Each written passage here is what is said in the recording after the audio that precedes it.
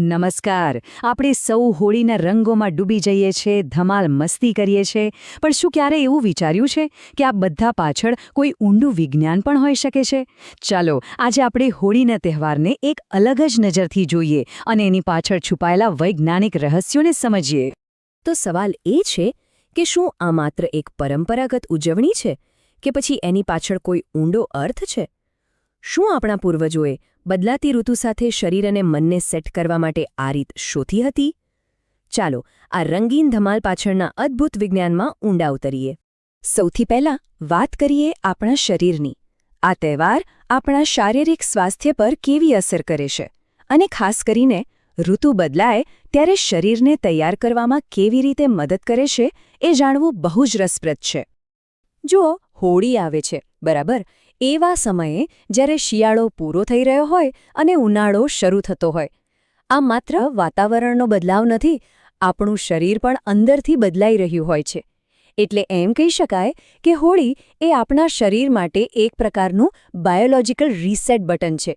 આપણું શરીર નવી ઋતુ માટે જાતને તૈયાર કરે છે. જરા આ સરખામણી જુઓ. શિયાળામાં શું થાય? આપણું મેટાબોલિઝમ એટલે કે પાચન અને ઊર્જા બનાવવાની પ્રક્રિયા ધીમી પડી જાય છે, કારણ કે સૂર્યપ્રકાશ ઓછો હોય છે. પણ જેવો વસંત આવે છે, દિવસો લાંબા થાય છે, સૂર્યપ્રકાશ વધે છે અને આપણા મેટાબોલિઝમમાં જાણે કે નવી ગતિ આવે છે. અને આ બધો ખેલ જોડાયેલો છે આપણી સર્કેડિયન રિધમ સાથે. સરળ ભાષામાં કહીએ તો આ આપણા શરીરની પોતાની 24 કલાકની ઘડિયાળ છે.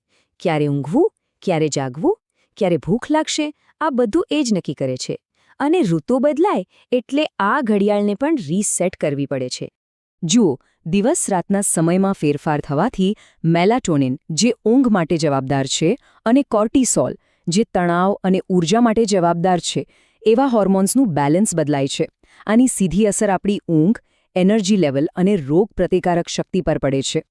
હોળીની પરંપરાઓ આ બધા ફેરફારો સાથે શરીરને એડજસ્ટ થવામાં મદદ કરે છે. આનું સૌથી મોટું અને સચોટ ઉદાહરણ છે હોલિકા દહન. આપણે એને દુષ્ટતા પર સારાની જીત તરીકે જોઈએ છીએ, જે બિલકુલ સાચું છે, પણ એની પાછળ એક વિજ્ઞાન પણ છે. આગની ગરમીથી આસપાસના વાતાવરણમાં રહેલા બેક્ટેરિયા અને વાયરસનો નાશ થાય છે.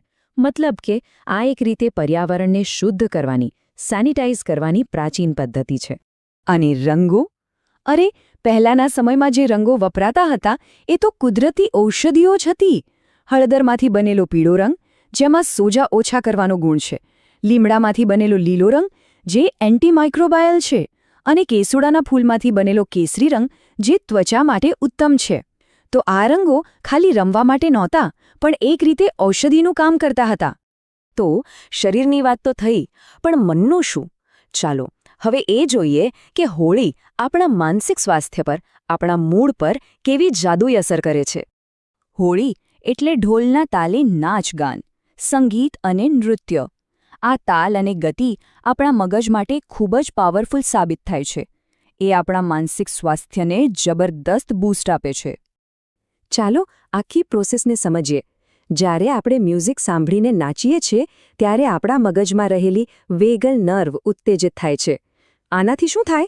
કોર્ટિસોલ જેવા સ્ટ્રેસ હોર્મોન્સ ઘટી જાય છે અને સામે ડોપામાઇન અને એન્ડોર્ફિન જેવા ફીલ ગુડ હોર્મોન્સ રિલીઝ થાય છે. બસ આ જ કારણે આપણો મૂડ એકદમ ફ્રેશ થઈ જાય છે અને તણાવ ગાયબ. અને પેલા રંગો? એ ખાલી આંખોને જ સારા નથી લાગતા. આ તેજસ્વી રંગો આપણી ઇન્દ્રિયોને જાગૃત કરે છે. આ એક પ્રકારની કલર થેરાપી જેવું છે, જે સીધી આપણી લાગણીઓ પર અસર કરે છે અને આપણો મૂડ સુધારે છે. આપણું ધ્યાન પણ વધારે કેન્દ્રિત થાય છે. હોળી ક્યારેય એકલા ઉજવાતો તહેવાર નથી, ખરું ને? એ તો આખા સમાજનો, મિત્રો અને પરિવારનો ઉત્સવ છે. તો ચાલો હવે ઉજવણીના આ સામાજિક પાસાને સમજીએ, કેમ કે એનું મનોવૈજ્ઞાનિક મહત્વ ઘણું મોટું છે.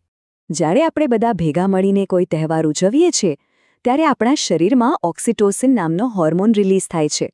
આને લવ હોર્મોન કે બોન્ડિંગ હોર્મોન પણ કહે છે.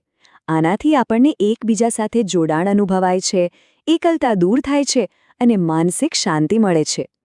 એકદમ સાચી વાત છે નહીં? કે સામૂહિક ઉજવણીઓ એક સોશિયલ ગ્લુ એટલે કે સામાજિક ગુંદર જેવું કામ કરે છે.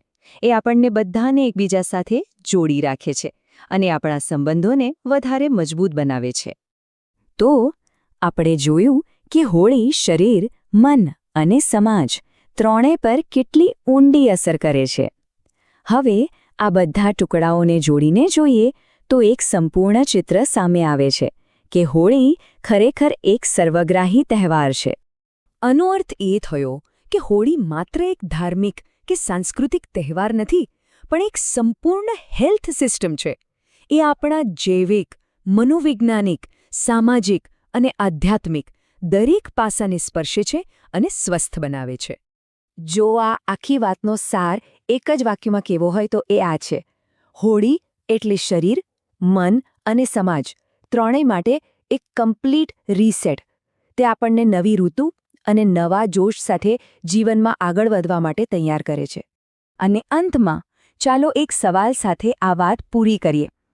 શું આપણા બીજા તહેવારો અને પરંપરાઓમાં પણ સ્વાસ્થ્ય અને સુખાકારીના આવા જ ઊંડા વૈજ્ઞાનિક રહસ્યો છુપાયેલા હશે? કદાચ હવે સમય આવી ગયો છે કે આપણે આપણી પરંપરાઓને આ નવા અને વૈજ્ઞાનિક દૃષ્ટિકોણથી પણ જોઈએ. વિચારવા જેવી વાત છે, ખરું ને?